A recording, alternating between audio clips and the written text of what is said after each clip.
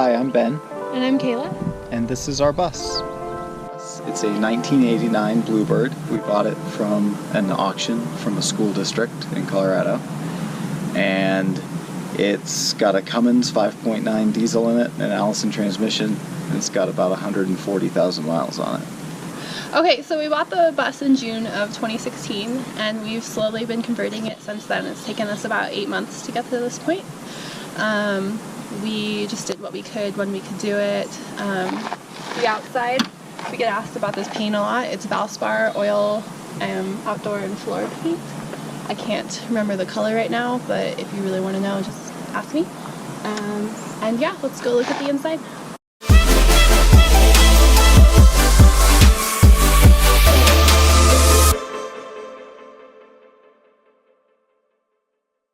So first, when you walk in, we have a little mini wood stove.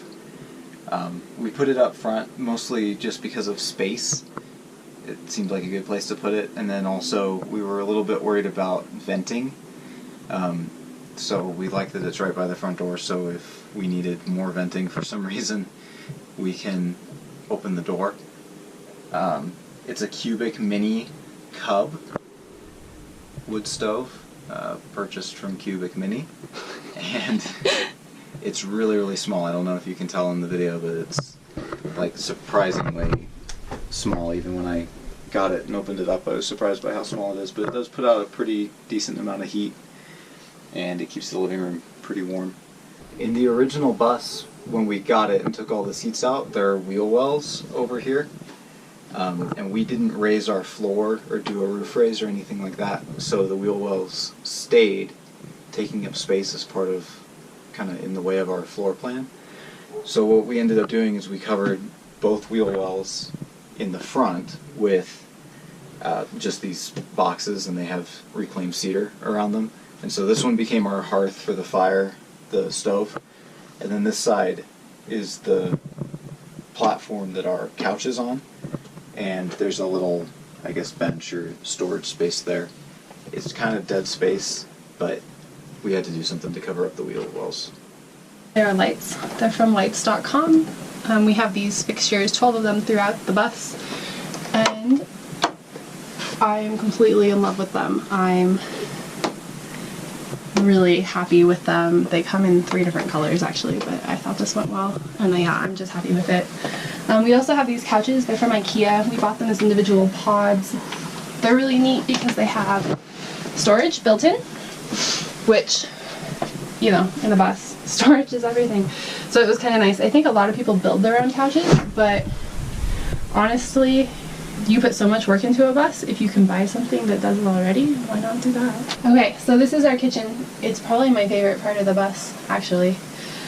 We have our stove. It's just a propane stove.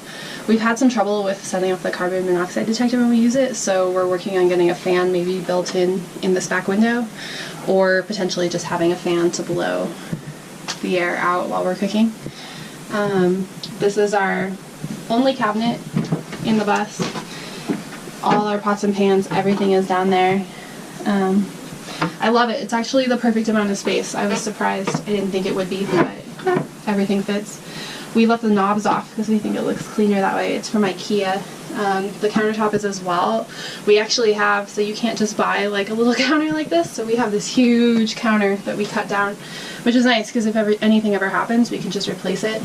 And then our sink. I was really adamant that we have a big farmhouse sink. We're not entirely sure if it will hold up forever.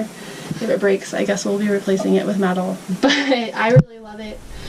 We don't have running water at the moment, but we are set up. We have a 25-gallon water tank, and we can hook up to city water when we're at a campground. And then we just have a little more storage under there. We have like cleaning supplies and our toaster oven, and that's really it. It's pretty basic. Our fridge is a Dometic. It's a 7 cubic foot fridge, and it's a 2-way. It runs on either AC or it will automatically switch over to propane if it loses power. So that's pretty convenient for the bus. It's not actually hooked up to propane right now because we haven't installed our propane tank yet, but we have the ability to do that. And then above the fridge we have just a little space where we have a record player. It's not finished yet. We're still working on building it out. It's going to look a little bit better than it does. Next, after the fridge, we have our pantry.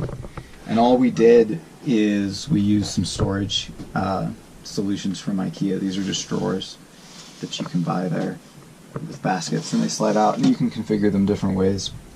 But this is what we did, and it works pretty well, and it actually, we're able to tie it in place so it doesn't go flying everywhere when we drive the bus, which is nice. And then down at the bottom we just have a little shelf covering one of the built-in heaters in the bus.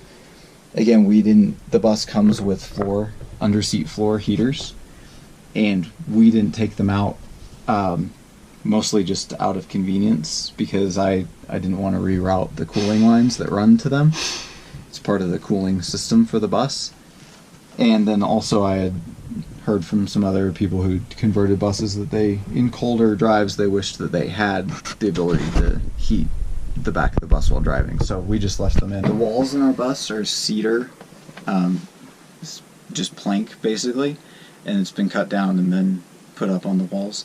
Some of it was reclaimed from a fence, and then some of it we ended up having to buy because we couldn't find more reclaimed cedar that matched. And then the floors are laminate flooring, just click-lock laminate. Our bathroom has a Nature's Head composting toilet. It's only been operating for a couple days, but so far it's been pretty good. It just lets us be completely off the grid as far as the toilet function goes, and we don't have to have a black tank or anything like that to dump. It's totally self-contained in itself, and so far it's been great. There's no weird odor or anything like that.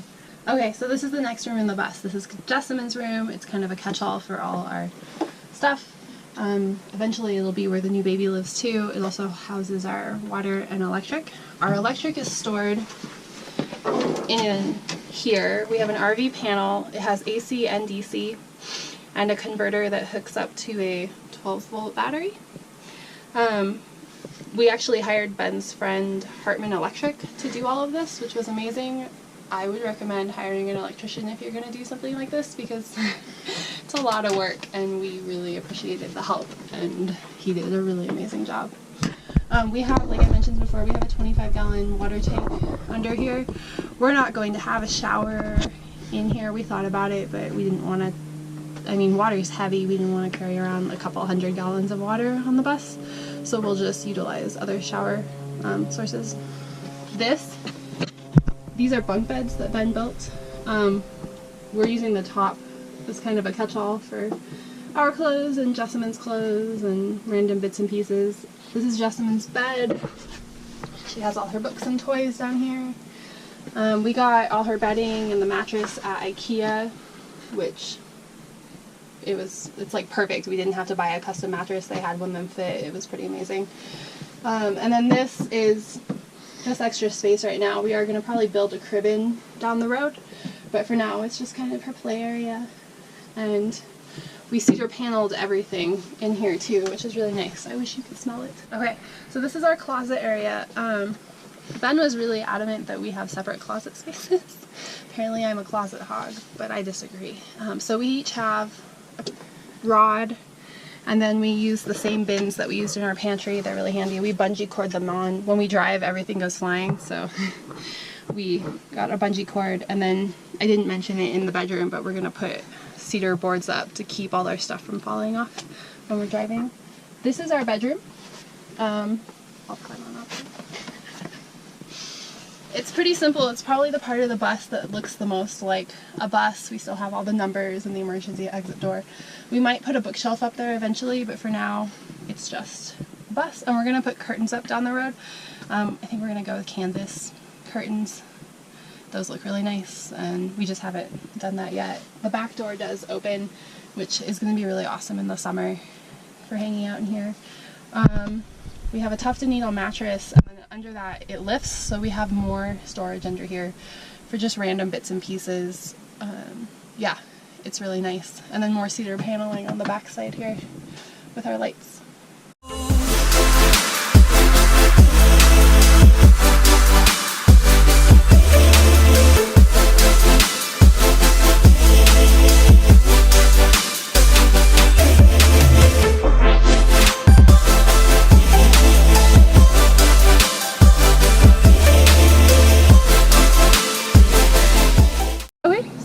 of us. If you have any questions or comments, feel free to leave them below or send us a message. Make sure to follow along on Instagram and YouTube for more videos and photos and to see what we're up to. Thanks for watching.